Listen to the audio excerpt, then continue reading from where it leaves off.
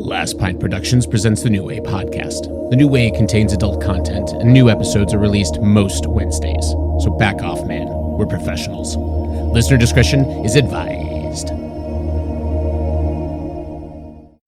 So you were in Vietnam, if I'm not mistaken? Yeah? Were you in the shit?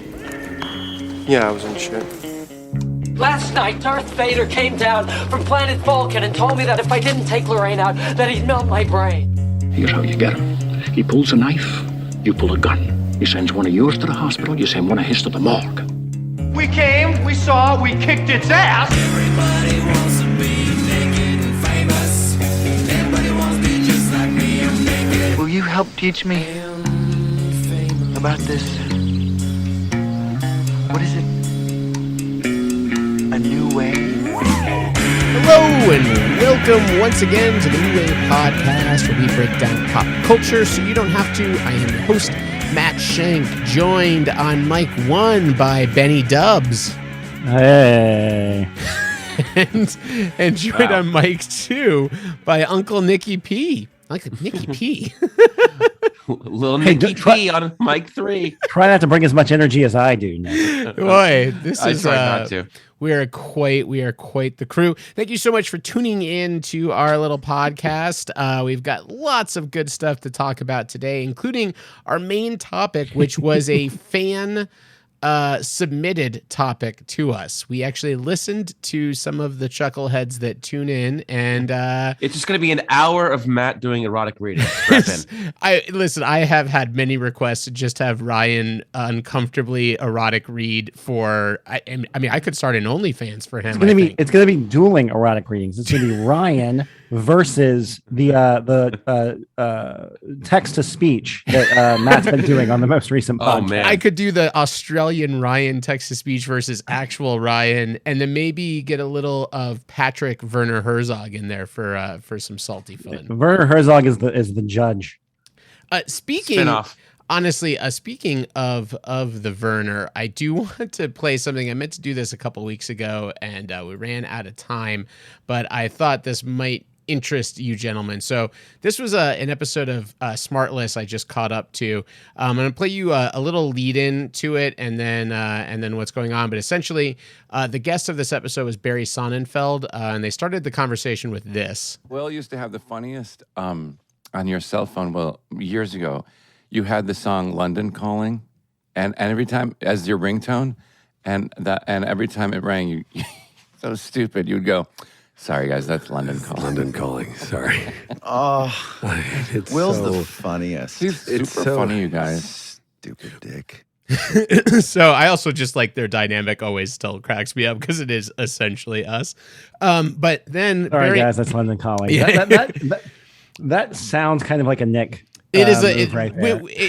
The most straight line I can draw. A more between, dry delivery. Yeah, the most straight line I can draw between Smartless and us is 100% Nick Will Arnett. Like that is a 1-to-1. There is no the other roles are a little bit mixed between Ben and me, but Nick and Will Arnett are. There are times I'm listening to Smartless and I think I'm listening to our own show, and it's Nick has called his way in. But so Barry Sonnenfeld heard this bit at the beginning of their podcast, and he chimes in with this, which I thought our listeners, and especially one of my two co-hosts, might find this very amusing. I'd like someone to call me right now on my phone so you can hear my ringtone, which I think is even better than Will's. If you got a second. I'm gonna do it right now. Wait. Okay.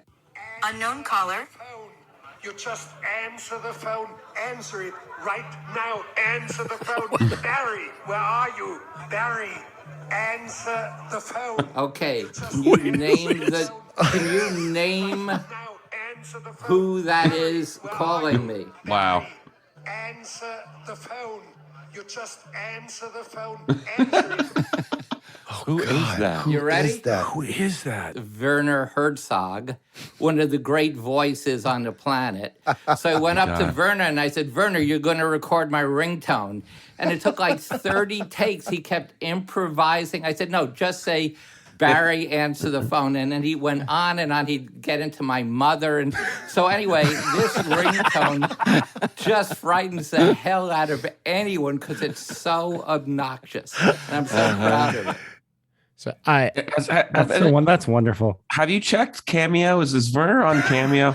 I imagine not. I was driving and listening to that, and I was laughing so hard because, of course, the only other podcast that would bring up Werner Herzog on air is our Doppelganger Celebrity podcast. But with an assist from Barry Sonnenfeld, of course, and obviously, I did have to pull that specific drop. Answer it right now. I like how Barry Seinfeld just says he went up to Werner Herzog. Like this is just like he does this every day. We have breakfast every morning. I cut around a little bit of it because it runs along, but that actually happens. He's at the Telluride Film Festival, and he is with Ken Burns, documentarian Ken Burns, who he went to film school with, and Ken Burns knows Werner Herzog. He's like, "Oh, you know Werner Herzog? I want him to record my voicemail." And that's where he didn't really he have didn't a know working him. relationship with no, him? not at all. Wow, Barry Jenkins was there too. He's on the board at the Telluride Film Oh no Festival. shit, that's crazy. Well, that's where they premiered Moonlight was Telluride. It's nuts. Well, man. we need to call Barry up so that he can get Werner Herzog to record an introducing message for us. Can you imagine if you go to the Telluride Film Festival, Barry can get you in with probably anybody. I have royalty there. Or he'll pretend like he doesn't remember me. I do have family that lives in Telluride, so that is a possibility. But I also just love. All right, boys. I love the 6 degrees of separation that says that there is a off chance we could get Werner Herzog to do this podcast, and what would that be like for him? Mainly for him, God. not for us. But that poor bastard, if he got And the stuck best part on is. The best part it would be the second Werner Herzog episode in our discography. Technically the third. We could like, play the game with him and see if he knows his own movies as well as Ben. It's probably too obscure and hard difficulty wise for Werner to fare any better than we did. We were just guessing at one point. It's true. It kind of feels like a spin on those sex comedies where like the crew has to travel across the U.S. to get the tape back. Only we're trying to get an answering machine message recorded by Werner Herzog. 3 of us. I'm pitching a screenplay. So basically, what you're doing is you're doing what's the movie where they go and try to see episode 1 Star Wars and then Fanboys. Yeah, it was more fanboys than it was Road Trip. but also there is a sex tape involved in this story as well. That's why I haven't gotten there yet. I'm still ironing it out. All right, perfect. Well, is it Werner Herzog's sex tape? Yes, it is. It's him and Klaus Kinski. I can't. I clear the wrath of God.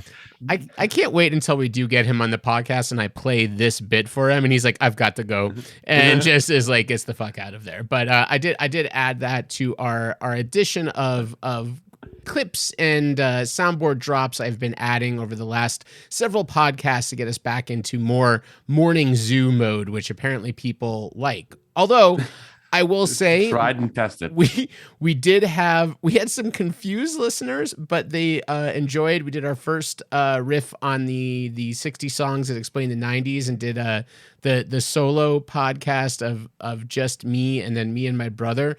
And I people were very favorable to it, but I think they were it was jarring coming off of our normal, like, came out of nowhere manic thing, and they were like, it was serious. I can't speak for all of our listeners, but I mean, just speaking from my perspective, it's the first podcast I've listened to where I didn't appear.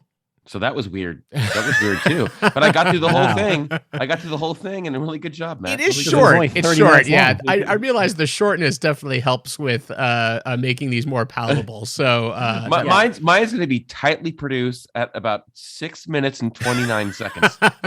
Well, the production level will be as good as Matt's, but the substance and quantity will not.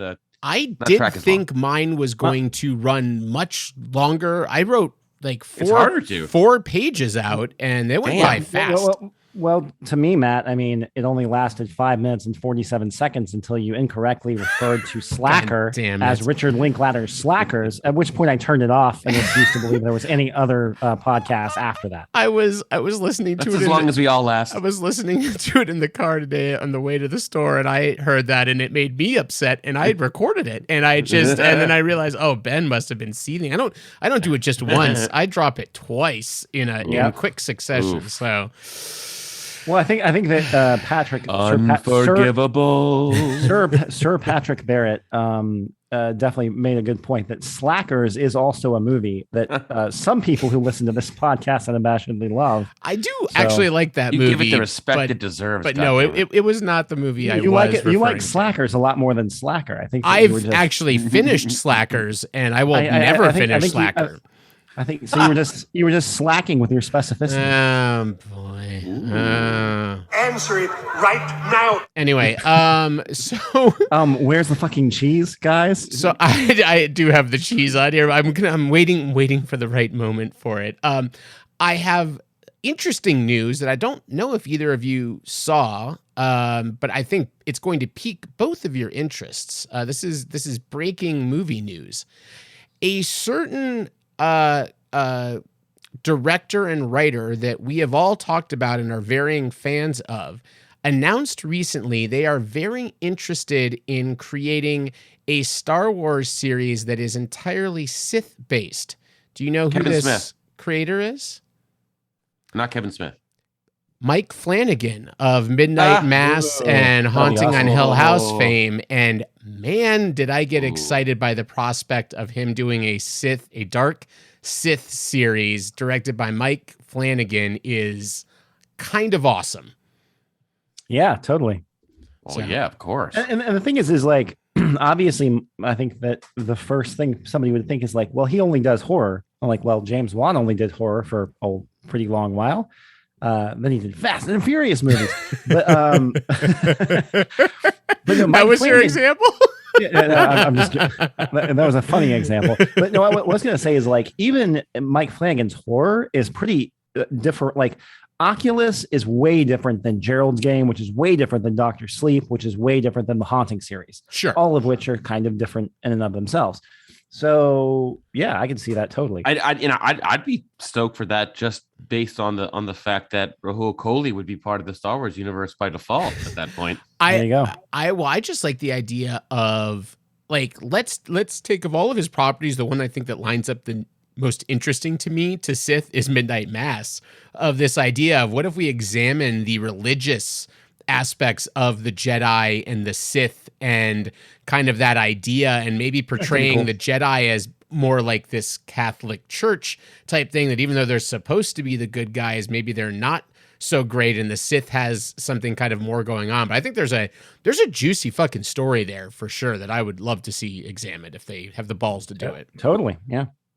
I have by request, Nick requested I make a drop out of something.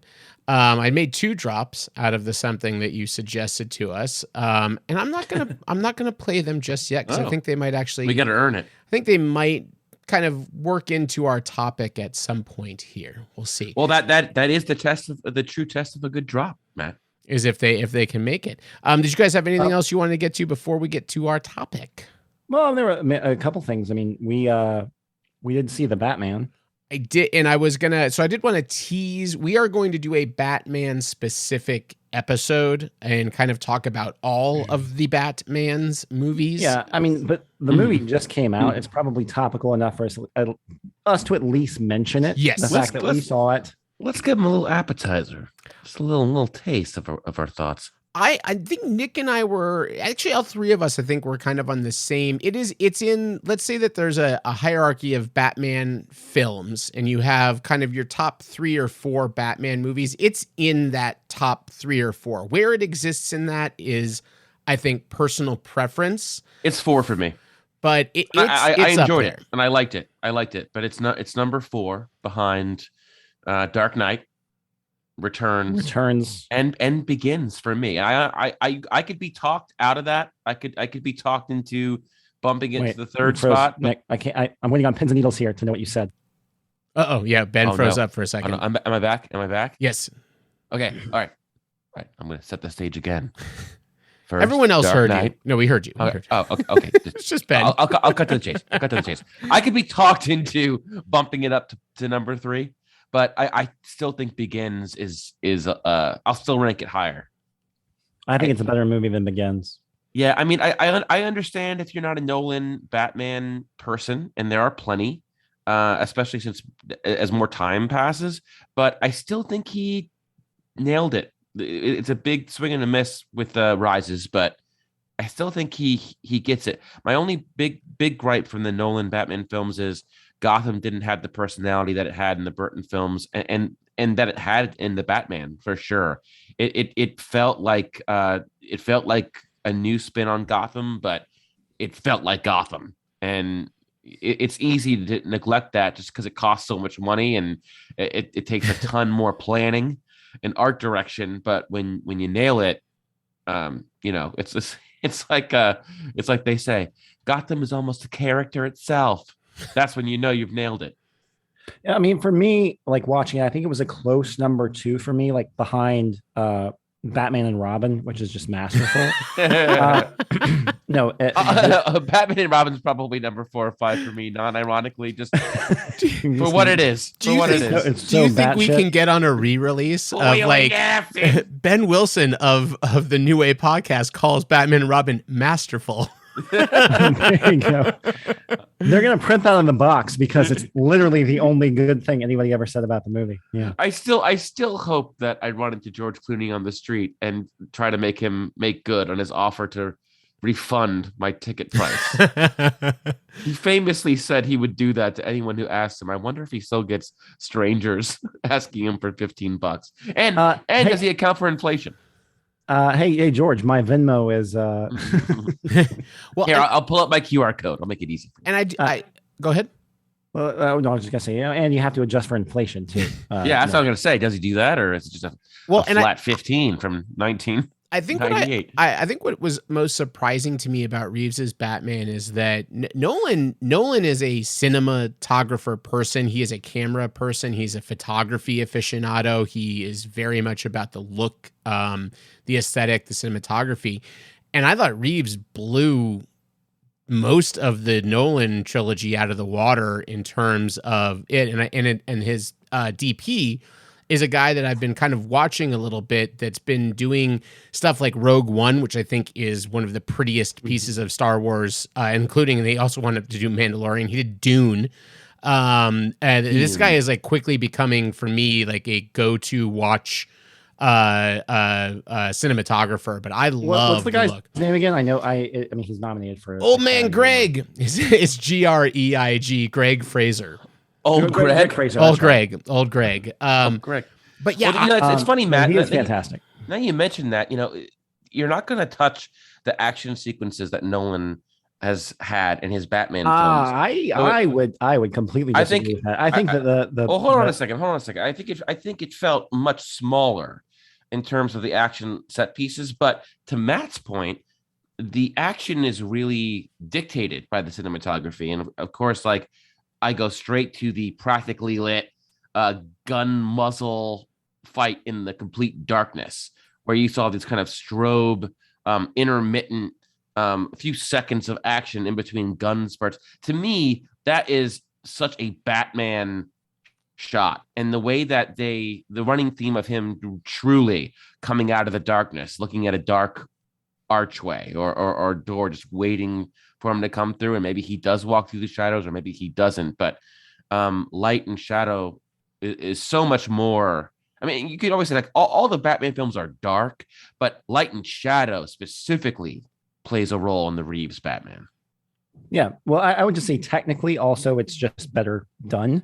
The cuts are actually motivated cuts. That's a big problem with Nolan's films, and this is actually across all of Nolan's films.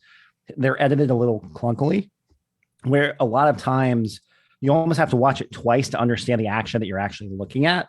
And I think that might even be intentional. I mean, he's done it so much that it's a style that he's probably just kind of adopted. To me, it's annoying. Whereas like it's especially bad in Dark Knight and Interstellar. Those two movies have really, really weird editing. Just completely unnecessary. Just when you cut to something, and what I say by unmotivated cuts, it means you're cutting to something before something dictates the cut. Like, you're supposed to cut on a bit of action or movement, or if you're trying to get a reaction shot to somebody, It's like Nolan holds when he's not supposed to be holding, and he cuts before he's ever supposed to be cutting. It's kind of a strange thing. But again, he's not for everything. And strangely enough, in a movie like Inception, it works actually pretty exceptionally well for me because it's kind of disorienting. So Inceptionally well. Inceptionally well. There you go. But no, I just love the fact that in a lot of the action sequences with Reeves, it would be one camera angle, one camera coverage, and it would just let the fight play out like in an orbit. And it would be choreography and just like, oh, Robert Pattinson punches this guy 18 times. And like, that's the shot. It's one shot. One, he also do you credit Daredevil?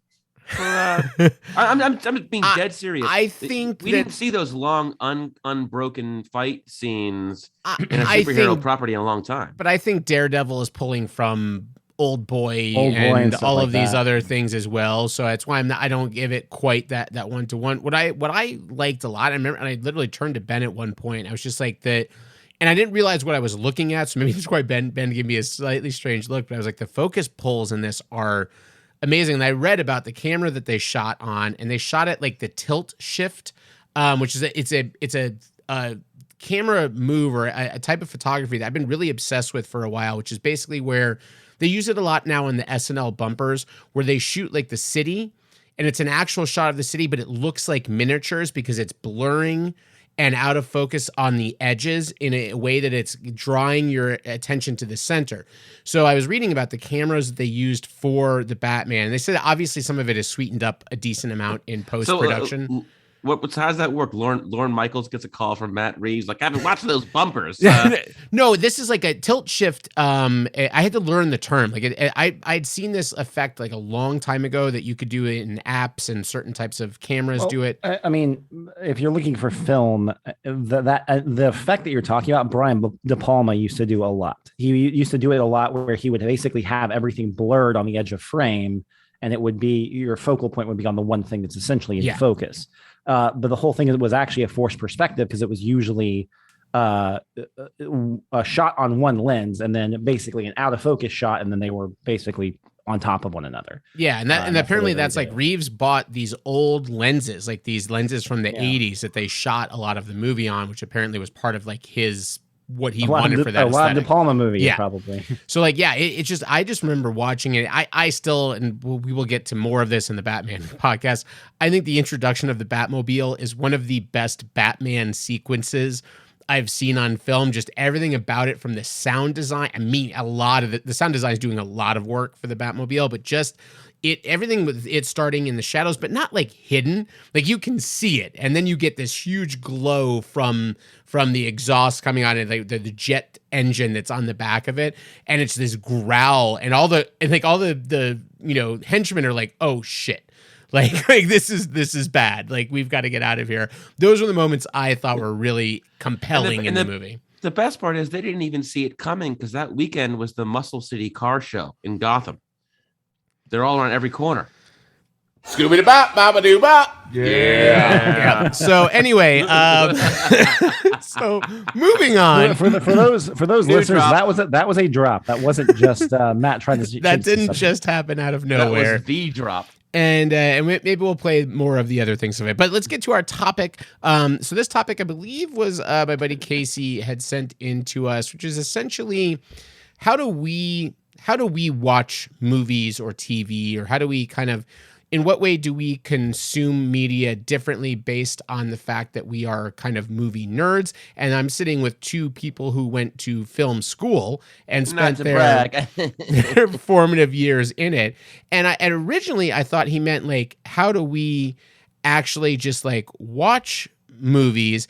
And I had actually recorded a couple of times with Ben reactions on the couch with my dick out. Exactly. Well, I had actually I recorded some things. So there's this is a famous one, Ben and I were hanging out. We were watching Saving Private Ryan. It's the end of it where Tom Hanks dies. This is actual. I actually taped Ben listen to this.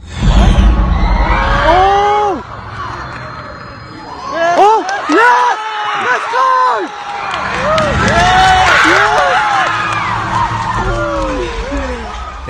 Ben was ready for Captain Miller to die. He was excited about that. It's a little TikTok humor, Ben. Do you want to? Well, I have a non-TikTok humor. Do you want to hear Ben's reaction to the end of Titanic? Yeah. This has been in the movie theater. This is before I even knew Ben. The But last one was a joke. This is the real one. This is the real one. This is the real okay. Excuse me. Ben is just so if you want to know kind of what film school does to you, it makes you watch things like Saving Private Ryan and Titanic and have those that was reactions. after film school. That was after right, film school, yes. And after I stole the DeLorean and I went back in time and watched Titanic. I wish you had been recording when Thor landed in Wakanda. Oh man, that was an actual real reaction. That would have been. I think I just growled and said, "Yeah, motherfucker." You were very similar to De Niro. You were just like, "Yeah." There was a guttural clap, but so that's the guy in the Thor costume behind you was like, "Settle down, sir." But I think it's a good question. So for both of you guys, the way you consumed movies and watched movies, did that change a lot after going through film school? Absolutely, Matt. I'm so glad you asked this question. It's so hard for me to watch a film like a fucking civilian ever since my education in the Florida State Film School. It's like seeing art through a completely different lens, shall I say? Uncut Gems. Right. It's really I can't relate to other people who watch films. Are you talking about a prime 85 lens? Or are you talking about like a 90 to 135 variable lens? I want a warm NDA, like we're outside in a field.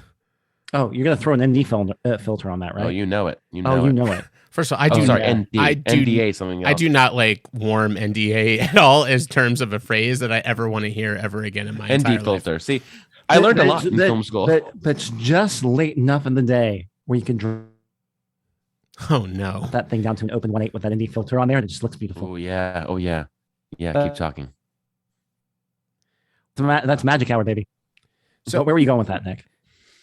Yeah, Ben may have frozen up. Ben froze up a little bit there, so you may have gotten some very quick talking, Ben. Just so you know, that wasn't him getting like Micro Machine Man excited. I speak film school, so I was able to parse that together with our greater education. No, in all seriousness, Matt. Yes, we have much better opinions on film after going to film school. Okay, the bit's dead. The bit's dead. I think that you know what it is. Okay, yeah. Ben liked it. Ben thought it was good. Yeah, it was landing for a while, and then I pushed it. It's not so much like being like able to ascertain better cinematography or better sound editing, right? I think anybody can do that. I think anybody who's passionate about film and watches just with the intention of taking in a film and really watching it, and not scrolling on your phone, every 5 minutes in between. But it's sort of like people saying, do you want to know how the sausage is made? And sometimes that can negatively affect your experience.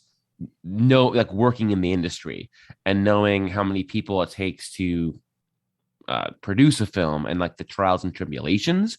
I really relate to that more. Even we can every episode we'll shit on a movie, but it doesn't mean that I'm not thinking about how many people had to come together to make that movie, how much hard work it is. And I think that I will never take for granted again. And knowing how the sausage is made sometimes negatively affects your enjoyment of something. It doesn't negatively affect my enjoyment anymore. I think I just know what it takes to get it made, and I can appreciate a movie more, especially if it's a bad movie. I can appreciate it more just knowing what goes into it. And I think that's a good point. I think from an overall standpoint, you just kind of know a little bit more about, okay, well, if you look at perspective, somebody cared about this, somebody along the line. Yeah, I think you can. I think my mom doesn't have any training and watched Power of the Dog, and we were talking about the other day, and she's like was getting things that I never got. Having a really great film conversation, and she didn't go to film school. Anybody can appreciate film on a deeper level, but what you might not know is really behind the scenes how many positions are there, how many people are involved in a production, how it varies from indie to studio, things like that. Yeah, totally. And I mean, the question seemed to be like, to me, was like more of how has it evolved, like the way that I or like any of us watch a film? Like, is there something is there some sort of like bifurcation in our brain that makes us think about some sort of technical aspect of it? Does that take you out, or does that put you in, or what does that do? I'll say personally, for the most part, if I find myself technically picking apart or looking at technical aspects of a movie, I'm not saying there's something wrong with the movie, but I'm not enjoying the movie to the level that I was hoping I probably would. Because usually the first time I watch a movie, I want to be kind of immersed in the world. I want to be like there. I want to feel what the stakes are. I want to whatever. And I try to completely ignore all of or at least for the most part, unless it's in your face, like very clearly, like you're not going to watch 1917 and afterwards be like, was that one shot? So, but you're like, that was a movie where I was like, I understood what the premise was and the technicality behind it. But the first time I watched the film, I was like, I'm interested in the characters. How are they going to develop the characters? What's this character work going to be like? I almost kind of completely forgot about the device and was like, how is it as a narrative? How does it progress? Is it a good movie?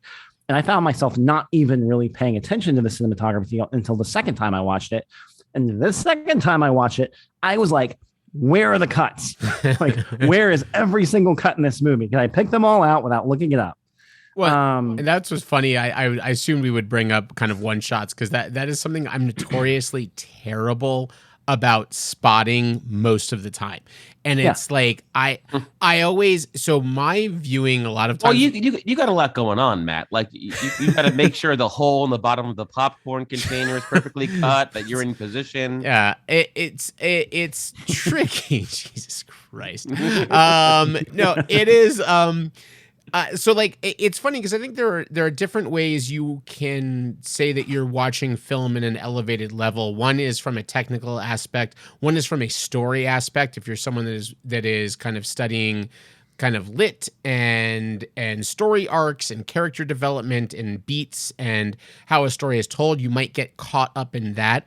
Depending on what your kind of predilection is, you can definitely find yourself focusing on things that are great on a second viewing. But I agree with you, Ben. If you're paying a little bit too much attention, my brother. So there was a Mandalorian. I'm sorry, Book of Boba Fett episode that was about the Mandalorian.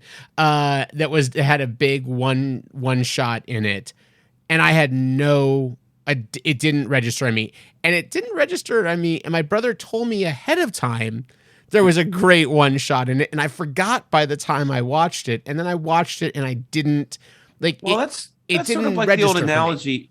That's like the old analogy, the football analogy, where you only know the offensive line is playing well if you don't notice them, and that's just full immersion. That shot worked for you. You didn't notice it. That's a surprisingly good analogy, Nick. Thank you, man. Thank you, Ben.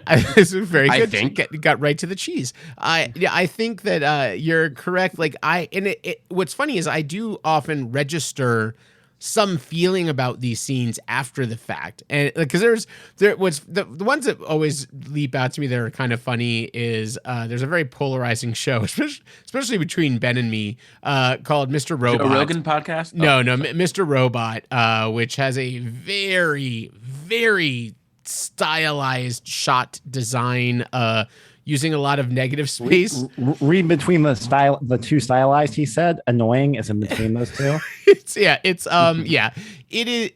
something that didn't register for me. And then Ben was like the entire show is shot with negative space, and I'm like, how did I not now I can't unsee it. And then that show specifically also did the glass shattering moment for you. Yeah, I did. I ruined it for you. Well, and then they did each season they had a one take episode, and all of those ones in my head I was watching a scene and I'm like, how the fuck did they move the camera like that? Like that's usually what happens to me before I realize that they're doing a one take. So I'm like, why did the camera turn there? Like, I don't understand the purpose of that. And in my head, I'm like, this must mean something. I'm looking for meaning in the specific camera movement. It's like, no, it's a guy with a camera, a Steadicam shooting one take. He has to move that way because it's impossible to do it otherwise. Here's the other thing I was basically trying to say as well. I think you can still have full immersion in a movie and be very invested in the characters and everything that's going on. You're not technically picking it apart, and recognize in the moment that something's badass or something's totally cool. Because that happens to me where I'm just like, oh, that's rad, you know, like it's a really cool shot or something along those lines. I like a very good one. Speaking of Matt Reeves, in Dawn of the Planet of the which one's the second one? Rise of the Planet of the Apes. Rise of the Planet of the Apes. So the first of the ones that he did, the one with Woody Harrelson in it, and the second he did all three, right? Yeah, whatever the second one was, which may have been Gary Oldman.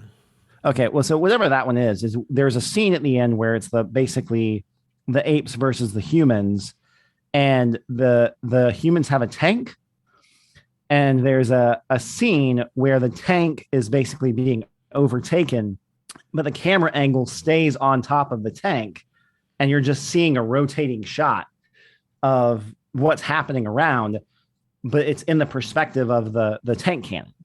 And I remember watching that, and I think it's a great movie, actually, a super awesome summer popcorn movie, and with stakes and fun. It's a lot of fun, and it's really exciting. And that sequence, I just remember in the theater just being like, God damn, that's cool! Like that is such a cool sequence. Because it conveys, you get all the action you need to, but the camera staying still on what should be a stationary device, but because this tank is out of control, the cannon is spinning. And which is funny because he uses that effect a lot in Batman too. He likes the idea of camera attached to something that is moving. Yeah. And then majority of the chase scenes are from like the ant's eye view of the Batmobile. Yeah. Or they're attached to the Batmobile. Yeah. It's very Vince Gilligan, Rian Johnson episodes of Breaking Bad, where there was a lot of just camera attached to items and things that are moving, and the camera is taking the movement of those things. I mean, there are lots of directors that have kind of used some of those visual motifs and stuff like that. And you know what? The evolution of those motifs, I would say, it is kind of how I watch movies differently.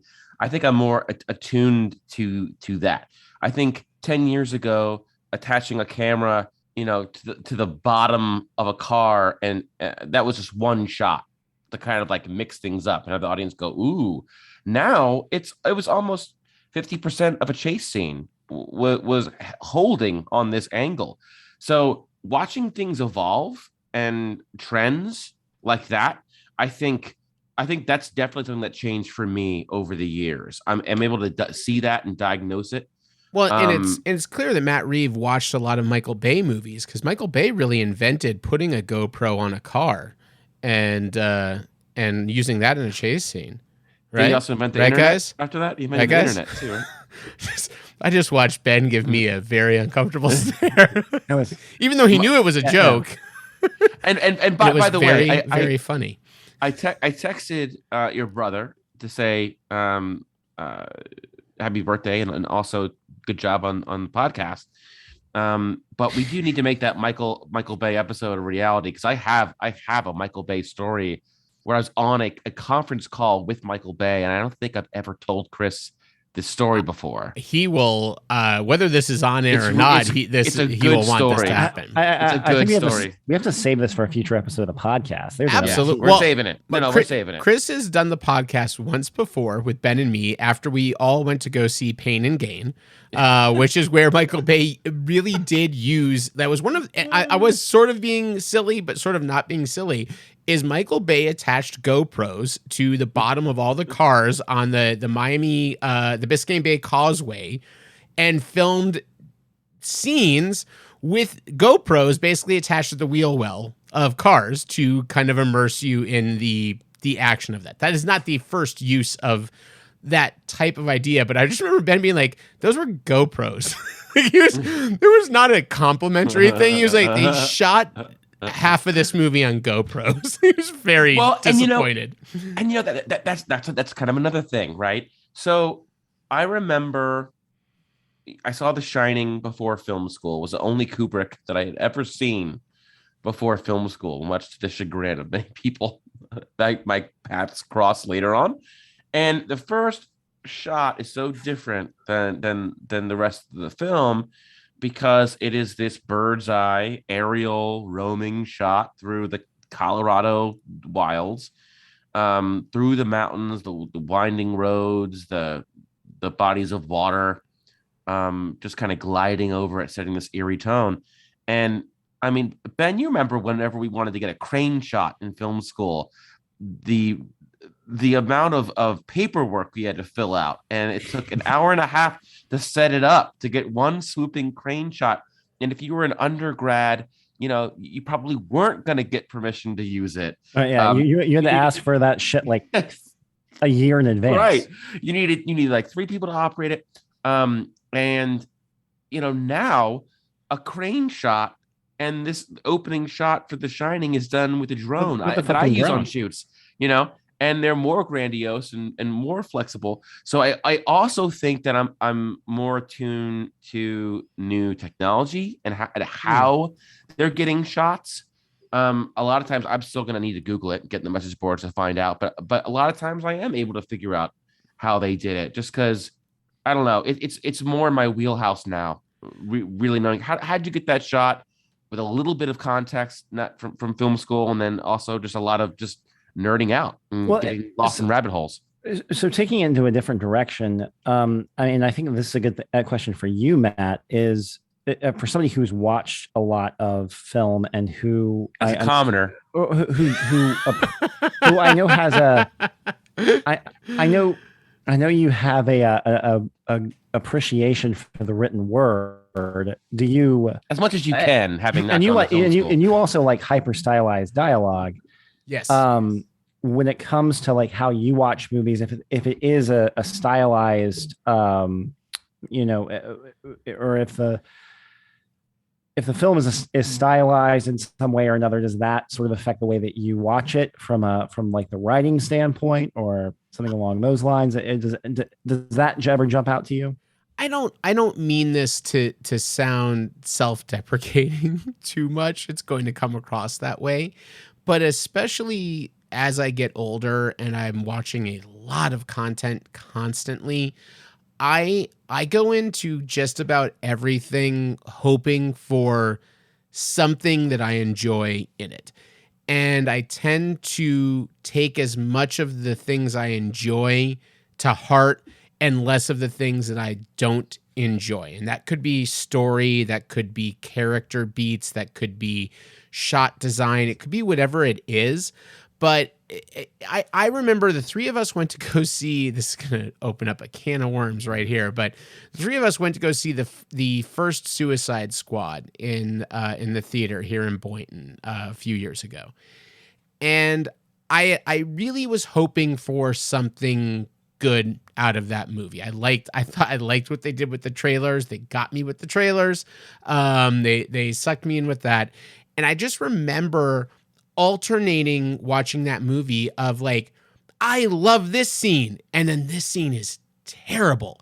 And then, but I really love this moment. And then this part that follows it up is terrible. And I remember turning to one of you like during it and being like, I'm on a roller coaster of feelings watching this, and that I don't feel that it isn't. It's like it's a movie that is terrible beginning to end. I think it's a mess, but I loved parts of it. I can't 100% vouch for this, but I don't think I was there with you. I think you saw it with Nick and somebody else, because I believe that the first Suicide Squad, because I can promise we all saw it together because we came into my house and had a giant argument about Jared Leto as the Joker afterwards. Okay. I remember that conversation. I don't remember what side I was on. Can you refresh me? And anyway, I think For some reason, there was another. Okay, I know what I'm confusing it with actually now. Okay, I remember now. I've tried to extricate that movie from my brain because it's not a movie. I've not revisited that movie once. I'm not going to revisit that movie. There are not scenes in it I love enough, but in general, I kind of go into things and I tend to focus mostly on the things I enjoyed in it, and I don't spend as much time on the things that didn't work, because no matter how sounds healthy, no matter how good something is, everything, even things that we love unabashedly, there's something that you can nitpick, right? There's something there's a thread in any movie that can be pulled that can dismember that movie. And that's the part of kind of watching film from a critical standpoint that I've always sort of hated. That I prefer to watch things and say, you know what, I'm not going to love everything that I see on the screen, and I'm not going to hate everything I see on the screen. So I try to just avoid stuff I know I'm going to really dislike so that I don't have to deal with, like, I don't have that love of hate viewing things much anymore, as much as I like, how did this get made? But no, it wasn't so much about that. That wasn't what I was talking about. Like, because I don't ever want to dislike anything. Some people just want to be trolls and they actively look for stuff to dislike, and I'm never like that. But like me and Ghostbusters, I get it. Just get to your point. I'm not. That wasn't the point. Like you and Patrick and Ryan, you, Patrick, and Ryan. Yes. But what I was gonna say is there's nothing like visually, like a movie could be completely blasé, and I'm still gonna like the movie if it's written well and it's constructed well and it's not like abhorrently technically bad. You know what I'm saying? So, or it could, we just obviously just did the Clerks podcast. Clerks is abhorrently bad visually. It is a visually ugly film in general. But it wasn't directed by Chris Nolan, so I would argue. I never said that Nolan's movie don't look good. I said that his editing is bad.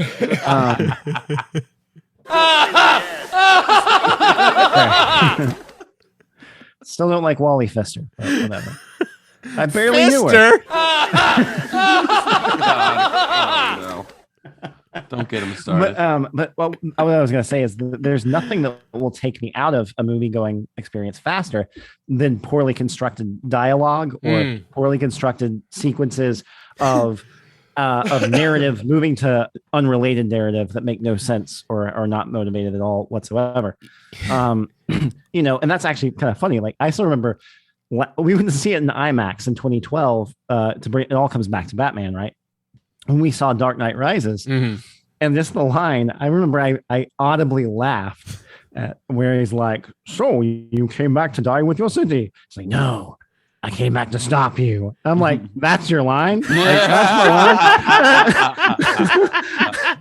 line?" Like, this is the end of a trilogy. Like, come on, somebody. David Goyer had to be like, "Yeah, it's the best I got." Yeah, no, that feels much more polished. That too.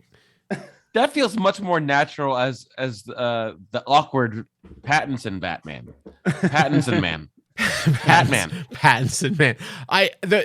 The movie that comes to my mind for what you're talking about, Ben, and this is one that Nick recently revisited of one of his most beloved characters.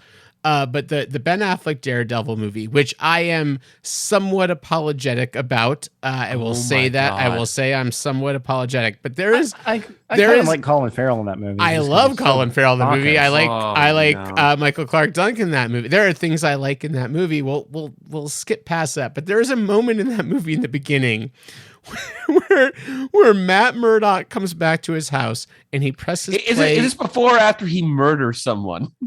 Both. And it's Schrodinger's Daredevil. He's always having just murdered and not murdered anyone at some point. He explicitly murdered someone, which he doesn't do, but keep going. So he gets home, and it's a scene afterward. I like the part after this moment, but he hits the button on his answering machine. And there is what I can only imagine was a temp track done by a PA where they like handed this girl a script and they said, just read these words so that we can get the timing done. And then we're going to like bring an actress, like a voiceover actress in later to like fix this. And she's like, "Hey, Matt, I've been really upset about the time we spent together. It was really unrewarding. It feels like you're really into your daily job and not so much into me. So I think this is going to be that. Like, it is this long exposition filled, like expository was the word I was going for. Filled, like, supposed to be like his dating life, but it is the best combination of terrible writing and terrible acting I've ever heard anywhere in any the movie. whole movie. That's the whole movie in a nutshell. Oh, hi, Mark. It is. Listen. If you told me that like they brought that girl in to like punch up ADR in the room to make it better, I would not think that was a falsity on your side. But it's bad. So yeah, there are moments that can take me. It's got to be really bad though to like remove me completely. It's got to be what happens to a toad when he gets struck by lightning bad to like leap out and where you're like you did with them. Like where you're like, thank you, Joss Whedon. Ooh, that is and this is. I'm tired, but I'm also kind of wired. Hey, written by FSU. Don't finish that. From Shark Attack 2, if you want to Google it, right? Shark Attack 3 Megalodon. Get it right, Nick. You uncultured swine. Wait, hold on. Please fill this story in. Please fill this story in. Well, you can Google it. Well before the Meg or any of these upcoming Megalodon giant shark movies, or even Giant Shark versus Killer Octopus, or any of those types of movies. There was Shark Attack 3 Megalodon, which I believe came out in the year 2000, and has one of the greatest lines of all time. Which, if you Google it, you can find it. Which it walked before the Meg could run underwater. Yeah, there you go. Totally off topic. Did you see that they're doing a sequel to the Meg? It's almost done filming. Oh, really? Yeah, they've been filming it for like 4 months. Who's the Meg? Who the cast is the Meg? Meg Ryan. Oh no! Oh, now we got Meg Ryan's lawyers against us. Ah, shit. It just took a big bite out of a boat. I'll have what he's having. That's good. Oh, no. Have you? So, has there ever been moments? So, you guys, as film school students, graduates, give me a moment from both of you on either side of this coin. A moment in a film that completely took you out of it because you knew 100% you had a better way to do it, or a moment in film so good that you're like, oh my God, I can't believe I didn't come up with this moment myself. Like, this is one of the most amazing things I've ever seen put on film.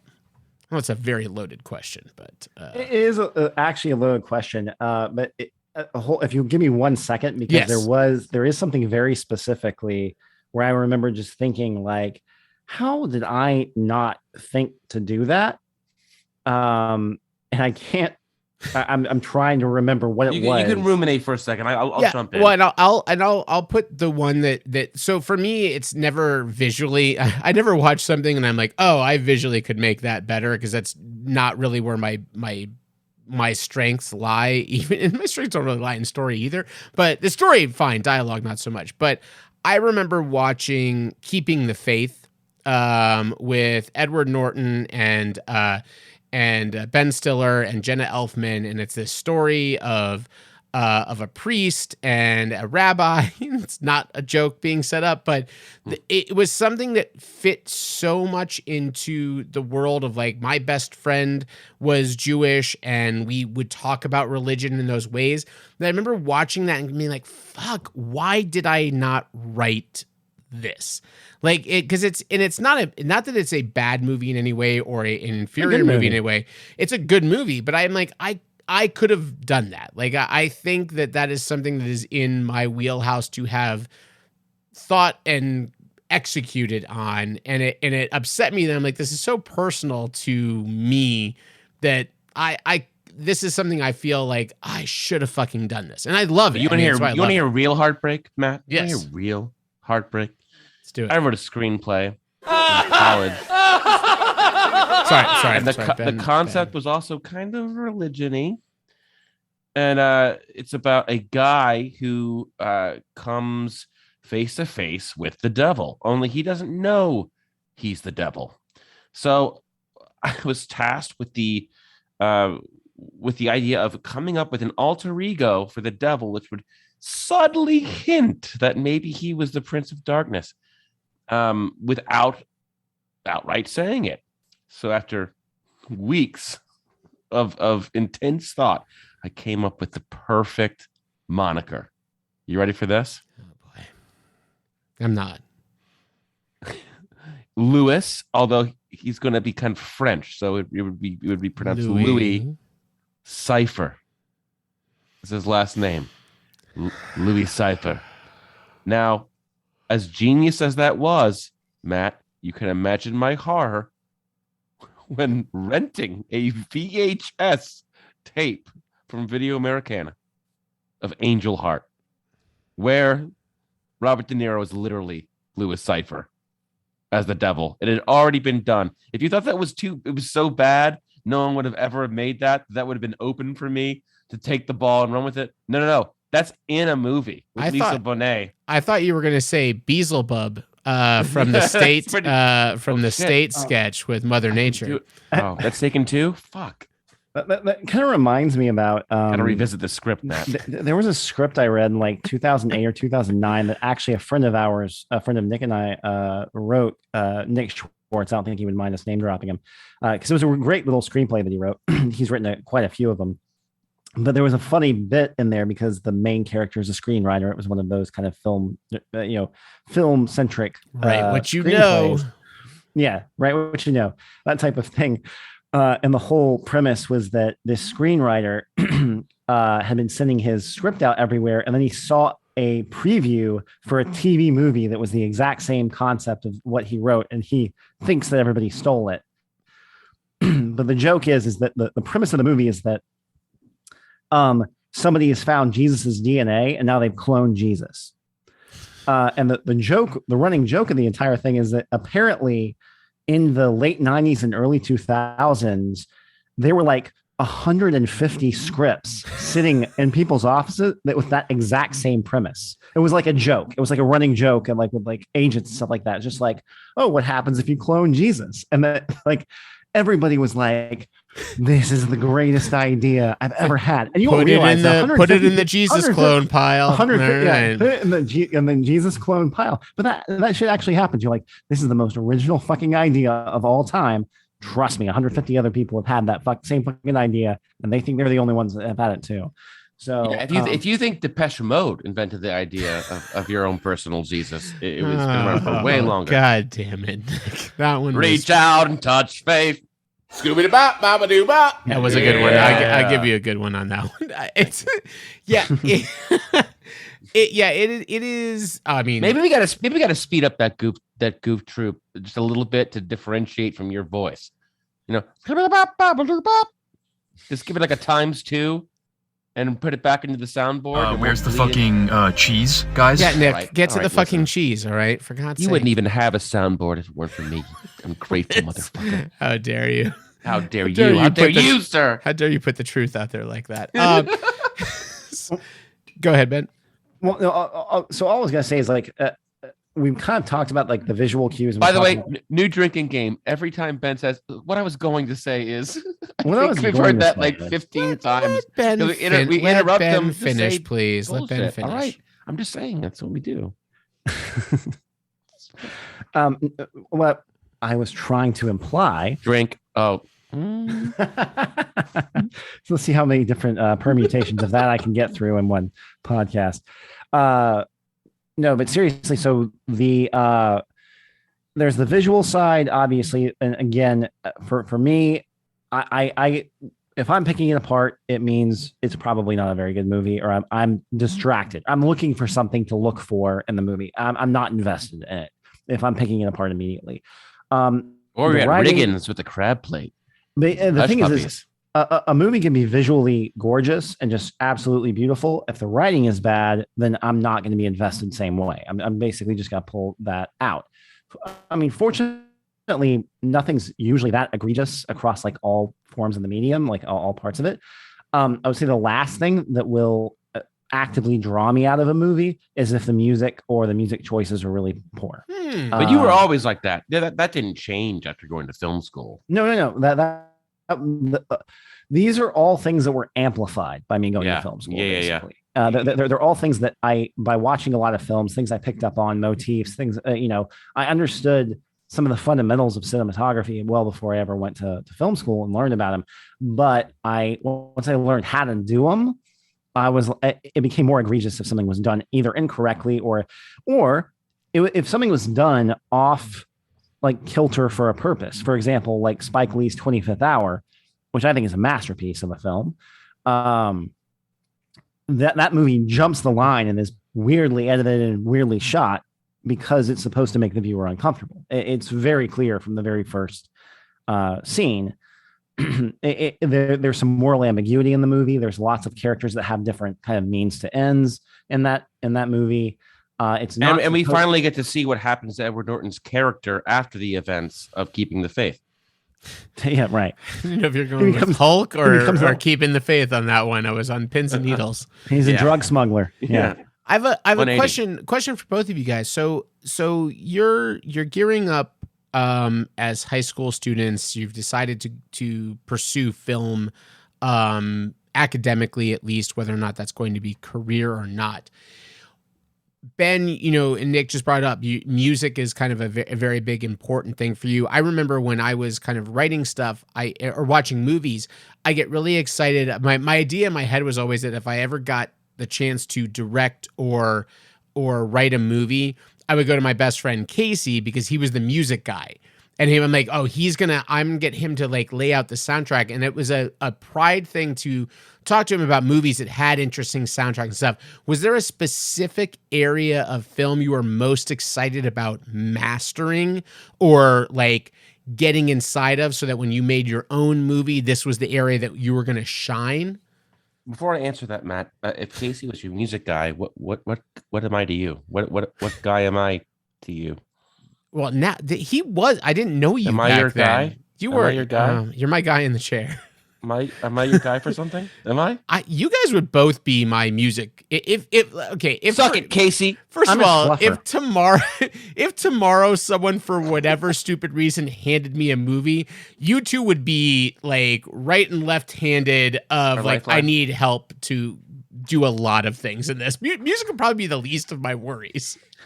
Yeah, you'd be like, so the shot is the sun's coming up and they say goodbye to one another. another. And the moon has gone down and long ago someone left with the car. And then the car goes over the horizon as the sun breaks over, or as the car goes over the hill as the sun breaks over the horizon. You're like, what song would you use? I'm like, where are you?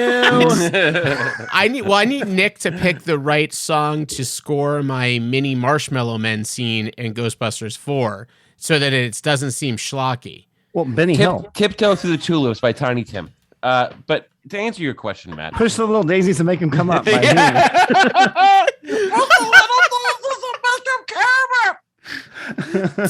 Tim would make that scene phenomenal. I love this. I love this. That was half. It was 50% joking, 50% serious.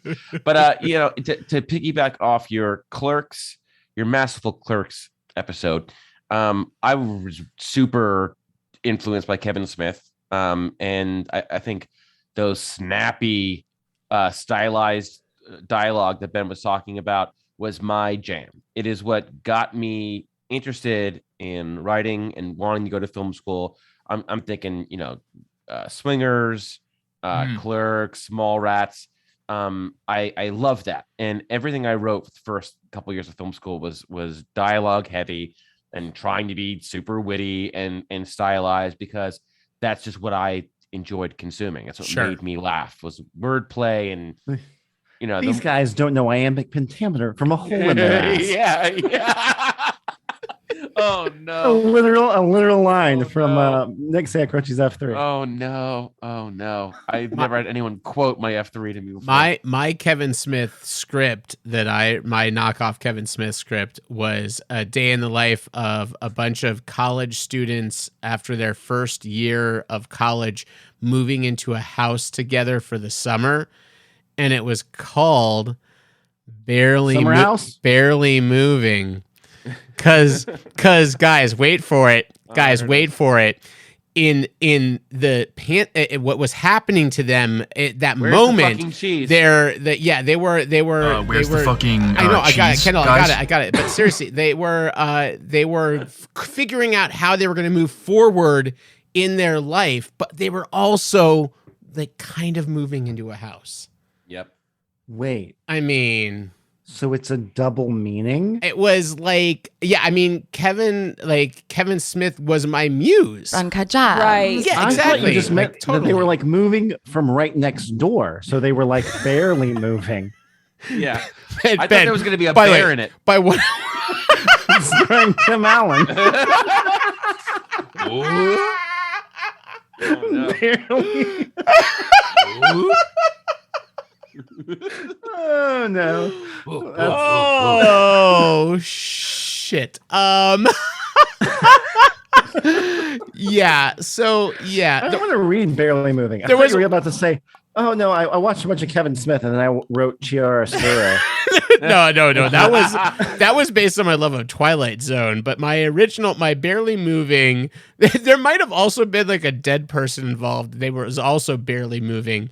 I think I tried to fit a lot into it, but I wrote 20 pages of that script, and it is Barely Moving at Bernie's. it is not great. But there's a lot. It is also filthy, and I remember that my mother happened upon this script, and it was very Kevin Smith influenced in terms of language, and she did not approve, and that's why I never went to film school.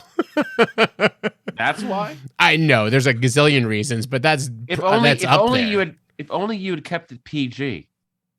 Maybe she then she found that I also had a bootleg script of Dogma, and she did not like that either because it was also blasphemous. So Oh God. yeah. I mean, blasphemous. Barely Moving does sound like a bottleneck movie, though, so you can make that on the cheap. Oh yeah, no, that I was like, I can shoot this movie in like outside and inside an apartment, and it's it. I did understand how to shoot things on the, like budget conscious because I watched Clerks. Everything's set inside of a convenience store. That permeated. I mean, Clerks really was so influential for so many people going into film school because then you're going to be making films and you had to write for it. And I remember getting advice. I can remember getting advice saying like, you're not going to sell a script fresh out of film school that costs $10 million to make. You have to learn to write for a budget. And I think that was all kind of set in motion by the indie darlings, all the movies that Miramax was churning out, because that permeated all the way to film school. It's like, nope, you want to write a movie about a bunch of hooligans in space and a talking raccoon with a tree creature? No. Cut it down by about $100 million and see what you can do. That's Tick Tick Boom. Jonathan Larson writes a space musical, and they're like, you can't shoot this. He's like, how about I write it about a bunch of like poor people in New York? And they're like, yep, we have the budget for that 100%.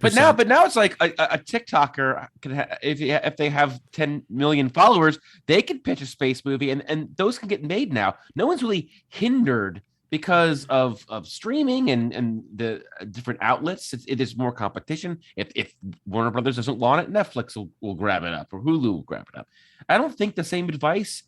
I mean, Ben, do you think film schools are telling writers to like pare it down now? It's sort of just like write your script, whatever it involves. I mean, and if people want to make it, they'll make it. I have no context because I haven't been in a film school classroom in some time, but it has to be completely different atmosphere than it was when we were there, because now I think it has to be more about innovation. I think it has to be about like how can you, everybody has a unique voice, even though a lot of things are derivative. It's like, how do you capture that and how can you translate that in whatever medium, whether that's television, whether that's film, whether that's animation, like how do you get that unique voice across? Because now there's so much more ubiquity in the tools that we have access to in order to create some of these things, and they're so much more accessible, and there's so many more people that know them, that know these mediums, and they know how to effectively manage and navigate these mediums, that it takes them kind of some real special creativity to and while there are out there and notice. While there are trends and things that change, that really hasn't. And another thing I would say, Kevin Smith, the snappy dialogue, and also The Evil Dead. Sam Raimi was a hero of mine, right in that time moving into film school, because he not only made a movie on the cheap, which is something that was like being, parroted to me over and over again. Make something on the cheap that didn't look cheap, but with the Samocam. He literally built a rig that allowed that camera, that quote unquote steady cam. I think they called it a shaky cam, because it was glued together by cans and string, and it would actually barge through prop doors to create this feeling of the point of demons, view, point of view flying through doors. And that was so cool to me when you see something that isn't recognizable, like you said before, Matt. You don't know how they did it. I think that is the magic of filmmaking. But there's part of that is taken away if you know how the sausage is made, but not entirely. Not entirely. Like, it's I was more inspiring. Before all the featurettes came out, and I saw Children of Men in the theater, I was just like, I don't know. Everyone mentioned it beforehand. They were like, "There's a shot in this movie that is going to baffle people." And I was like, "How the fuck did this? How did that happen? How did they do that?" That shot in contact. The contact shot. I think it's interesting though, also to look at this from the standpoint of, I mentioned this to Ben. I forgot. I may have brought this up on the air. I apologize if I'm repeating myself, but. Alien? In the Ben Affleck interview he did on Stern in December, he was talking about Good Will Hunting in particular, and he was like, if Matt Damon and I wrote Good Will Hunting today as young film students, we would have gone out immediately and shot Good Will Hunting with the script as it was, because we have iPhones. He's like, what I can do on my iPhone right now, I can do is as good as what we shot Good Will Hunting on at the time. Like, we have the technology. He goes, and we would have kept things in that script that were terrible, that were not beneficial to the story. But the fact that we couldn't shoot these certain things, and then we had to go to other directors and other writers, and we're getting advice from Rob Reiner for storyline and things like that. He goes, that's what made that movie this chef's kitchen of things, which we've talked about a lot on this of lightning in a bottle, happy accidents. Made the movie is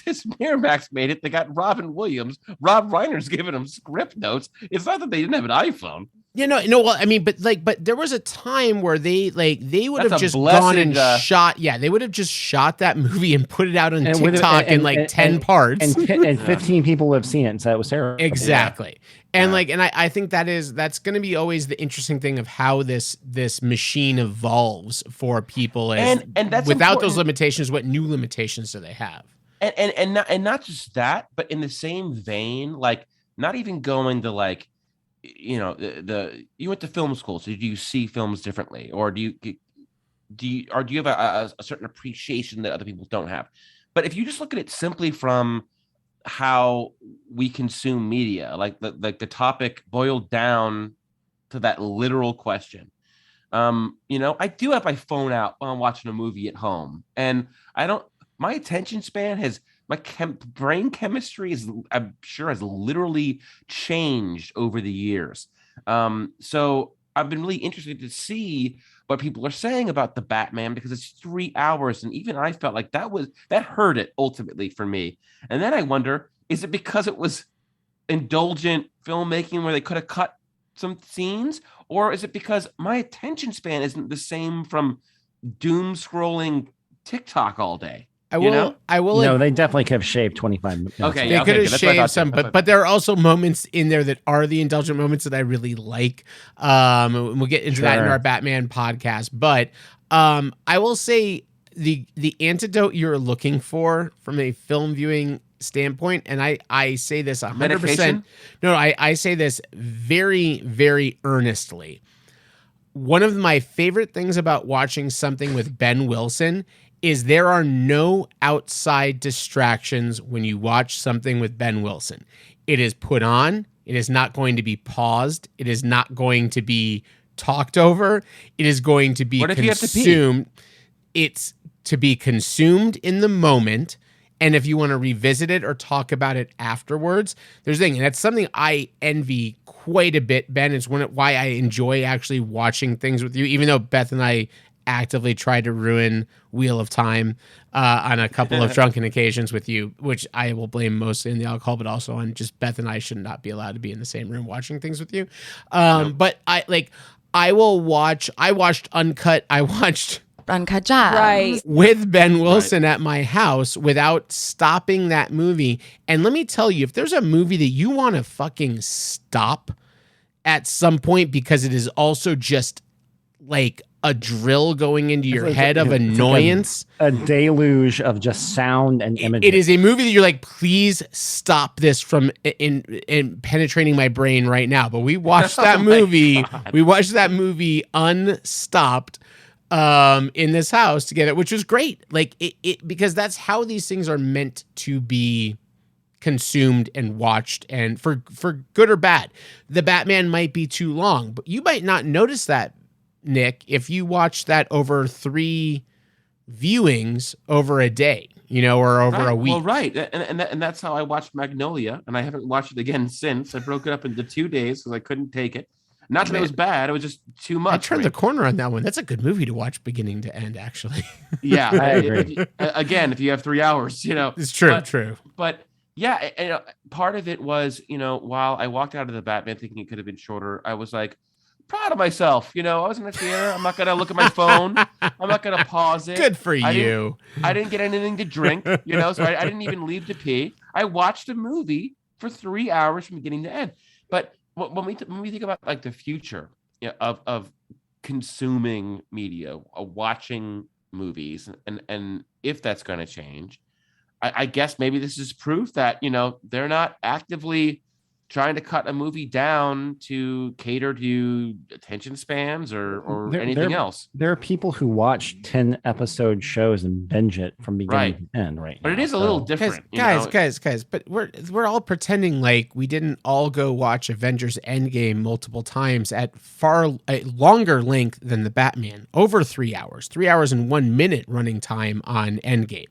So I don't think it's just the runtime. I think it is your enjoyment of what is happening in the runtime. I'm sure, right? But also,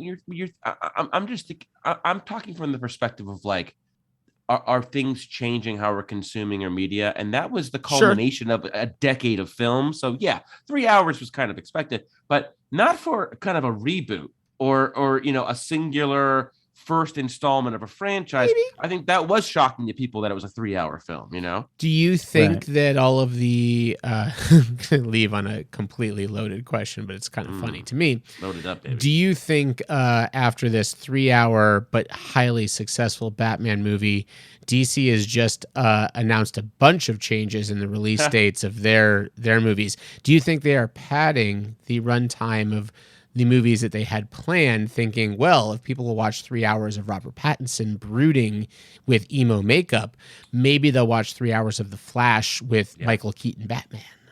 That sounds like DC. That sounds exactly like what they would do. Yeah, that sounds like DC. I want to have that. Deadpool does well, so they have Momoa say fuck.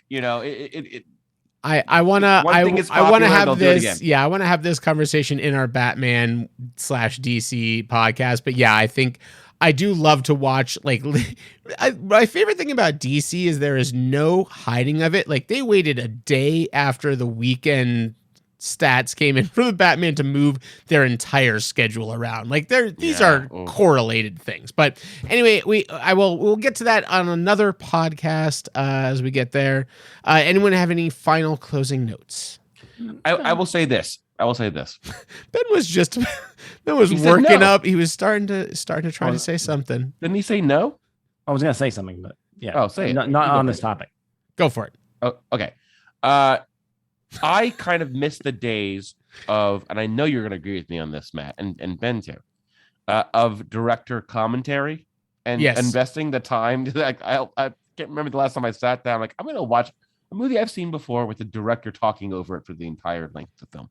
But that also changed the way I saw movies. And I'll always cite Alexander Payne's Election commentary as great commentary track. It was like, oh yeah, it's like the attention to detail, everything was, and this before I got into Kubrick, before all these very deliberate filmmakers started getting popular.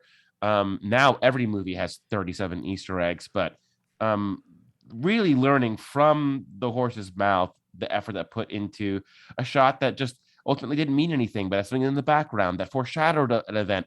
That was the first time listening to director commentaries that I realized that there really could be, just the deliberate nature of filmmaking, things that I easily could have missed if you're not looking for it. And I, that day forward, I tried to see those things before finding it on a Reddit thread or on a message board.